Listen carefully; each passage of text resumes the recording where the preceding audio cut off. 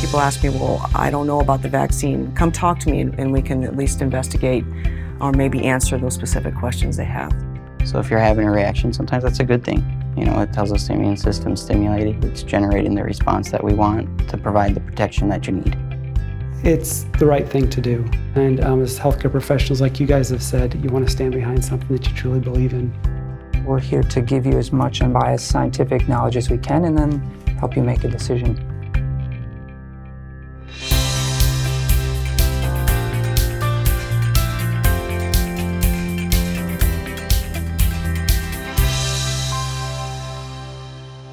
The data continues to mount. There's been over 270 million people, I believe, vaccinated across the world right now. The risk of serious reaction is very, very low. There likely will be some mild side effects. You may feel a little crummy for a day or two, but that's relatively mild compared to the implications of actually getting the disease and the implications on the community of it continuing to be present.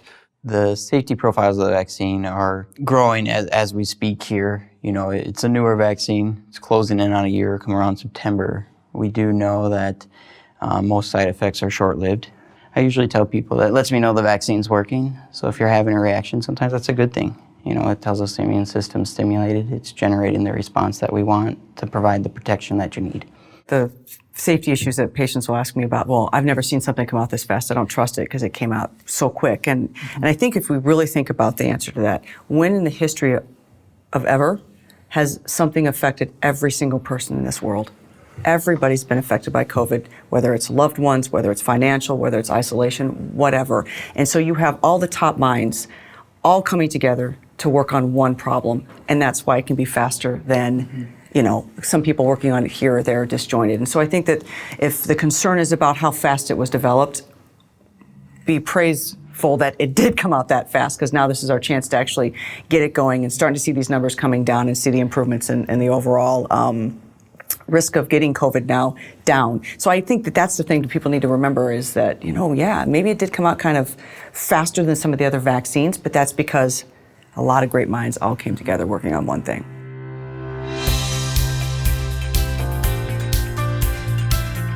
The vaccines for COVID have shown remarkable effectiveness, not only in some patients preventing illness altogether, but in others at least preventing severe illness. That's a remarkable thing for a vaccine, because when you compare that to something like flu, where efficacy is somewhere in the 40% ballpark, you're having vaccines that are reporting 70, 80, 90% effective, and that's something we haven't seen with a lot of respiratory vaccines before. And so these are newer vaccines.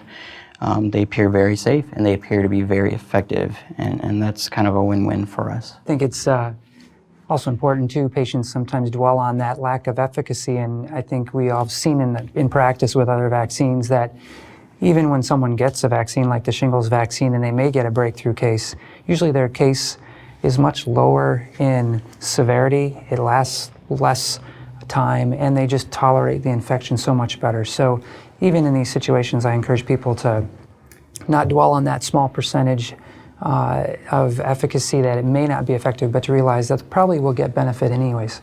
I've kind of been excited about watching efficacy in kids and seeing where that research is kind of developing, and some of the things I've seen about 99 to 100% in children.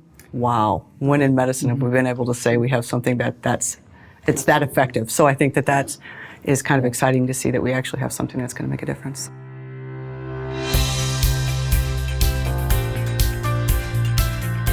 Even if you don't feel like you'll get deathly ill, there are implications to yourself and to your community. We have a responsibility to continue to help our neighbor, serve our brother or sister, just take care of each other. And we know a lot of things about COVID that are factual and could very well be long-term.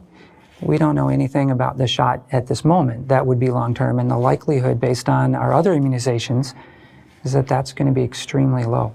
I guess that's the part that I've been trying to convince my patients on is, you know, the devil you know versus the devil you don't. And I think that we do know what COVID can do to people, and we've all had patients that have suffered from it. So I think that that's where that protection that it provides and the security it provides and the efficacy to keep me out of the hospital, to decrease my chance of dying, to decrease my chance of spreading, all of those things I can do to protect my kids can protect their grandmas. I think that's important.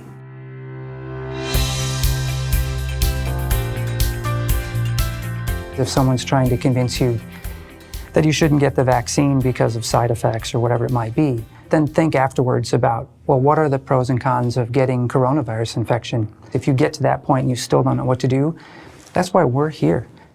We're here to give you good health advice to keep you healthy, and I think we're also here to be unbiased, and so we're here to give you as much unbiased scientific knowledge as we can and then help you make a decision. I think it's important that people continue to go back to trusted, reliable sources and think through and just have an open mind to continue to grow. We're all growing through this together. There's been a lot of unknowns from the get-go. So the more we just kind of keep an open mind, keep asking questions, keep using reputable sources, hopefully we can all get to a middle ground that seems to make sense.